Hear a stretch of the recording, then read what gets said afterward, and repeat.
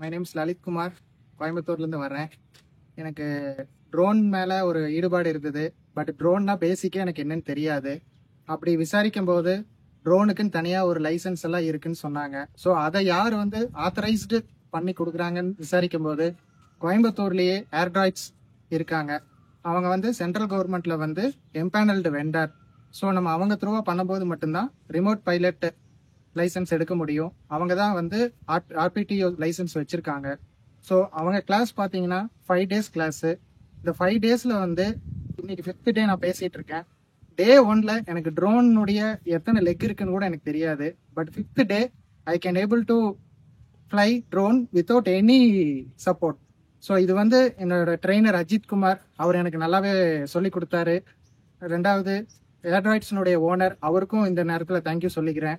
ஏன்னா இந்த short time நான் ஒரே நாளில் தான் என்கொயரி பண்ணேன். அந்த ஒரே நாளில் அடுத்த பேட்சில் என்னை என்ரோல் பண்ணிட்டாரு.